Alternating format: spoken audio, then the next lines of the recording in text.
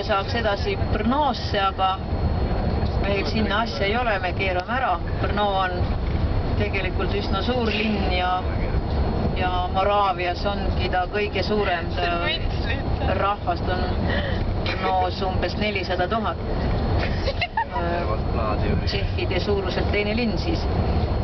Kõige suurem on loomulikult pealinn Praha, seal on kuskil 1,2 miljonit on inimesi.